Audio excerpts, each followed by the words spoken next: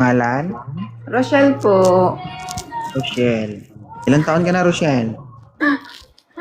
28 po. Oo. Anong taon kayo pinanganak? Ay, huwag mong tanong, kuya. Mabubuko yung totoong edad ko. Oo. Kaya nga ako nagtanong ng taon kung kailan kayo pinanganak kasi parang himala. Oh. Walang himala. 28 ka nung dalaga ka. Oo, nung dalaga. Oo. Okay. Ngayon, dala ka na. Oo, dala na. Ilan na po anak mo? Isa lang. Isa lang. Bumilaban. At least, di ba?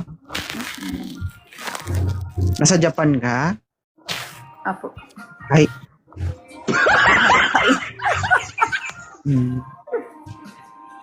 Kawaii ne. Arigatou gozaimasu. Kala niyo. Kinikilig! Alright. So, are you single? Single mother. Single again.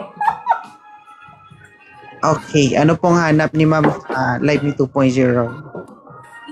Hanap ko, ikaw. Ay, Ako? oo, hinanap kita. Okay. Sa wakas, nakita na kita.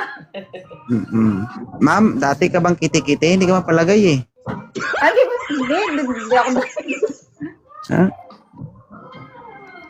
Ano ba yung hanap mo sa isang lalaki? Uy, kuya, naka-stay put nga lang cellphone ko. Paano? Oo. Ma'am, pag lasing ma'am, pag inom ma'am, inom lang ha. Okay? Ay, ganun ba? Nakikita yan? ba sa mukha ko nyo?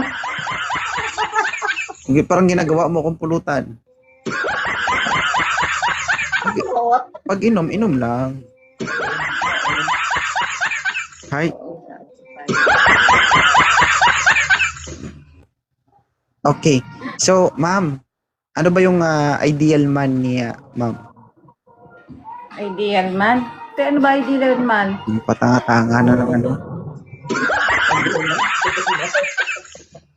Katabi niya yung tinanong niya. Hindi, sige sa Tagalogin natin. Ano ba yung hinahanap mo sa isang lalaki? Yung pinakagusto mo? Ay, syempre yung ano. Lahat ng Evan dyan. Busit kasi. Yung malaki yung ano. Ay, ano ba yan?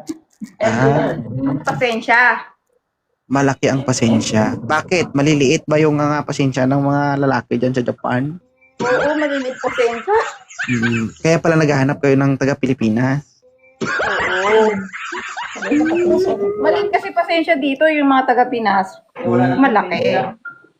Kaya dyan lumabas yung kanta na mas matigas pa rin ng Pilipino. Oo, tama. May tama ka, kuya. Huwag ka mag-alala naman bago ako magkaroon ng tama, nauna ka.